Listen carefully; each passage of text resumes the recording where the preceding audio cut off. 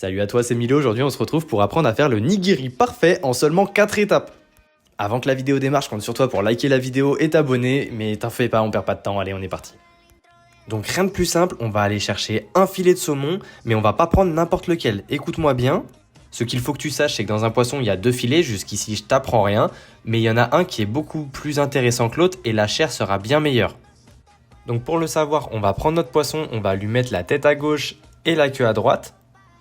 Lorsque notre poisson est placé comme ceci, on va avoir la partie du dessous qu'on va appeler shitami et la partie du dessus qu'on va appeler uwami.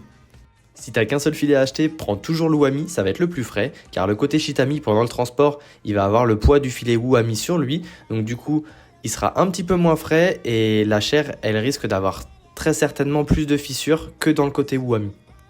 Par contre, si tu achètes le poisson en entier, tu vas toujours utiliser le shitami en premier et l'uwami en deuxième, car le côté uwami va bien mieux se conserver que le côté shitami. Ensuite, pour lever le filet, tu vas venir découper un petit bout de chair au niveau de la queue, tu vas prendre une lavette et puis tu vas maintenir avec ton pouce et ton index bien fermement la peau, tu places ton couteau en dessous la chair du poisson et tu fais des mouvements de va-et-vient en tirant vers la gauche la peau, tu verras, ça va venir tout seul, si ton couteau est bien affûté, tu n'auras aucun problème. Ensuite, tu coupes le filet en deux, tu viens prendre la partie du bas à laquelle tu enlèves l'excédent de chair, car pour les pièces de nigiri, on va avoir besoin qu'elles fassent 3 cm de largeur et 8 de longueur.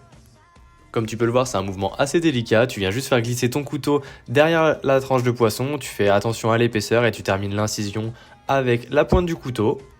Ensuite, tu viens prendre un petit peu de riz avec ta main gauche, tu fais rouler le riz entre tes doigts et la paume de ta main de manière à obtenir une petite boule, il faut qu'elle fasse environ 12 grammes.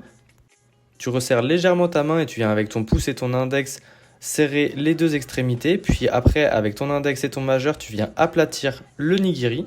Ensuite, tu le retournes, même processus. Puis tu viens prendre une tranche de saumon que tu cales à l'intérieur de la paume de ta main que tu tiens avec ton pouce contre le bas de ton index. Tu y déposes en plein centre de la tranche de saumon ta boule de riz. Et pour terminer, tu viens répéter exactement le même processus, mais cette fois-ci avec la tranche de saumon sur la boule de riz. Donc pense bien à ne pas trop serrer la boule de riz dans tes mains. Et si tu veux, pour t'aider, il faut que tu imagines que la partie inférieure de ta boule de riz, elle ressemble à la coque d'un bateau. Donc tu vas venir donner la forme avec ton pouce. Il faut vraiment que les extrémités de la boule de riz ils soient un petit peu arrondies si tu veux. Et voilà, c'était tout pour moi. Merci d'être resté jusqu'à la fin de la vidéo. On se retrouve très rapidement pour une prochaine vidéo. En attendant, je te laisse t'abonner à la chaîne, liker la vidéo et la partager à tes proches. Et je te dis à très bientôt. C'était Milo. Ciao, ciao.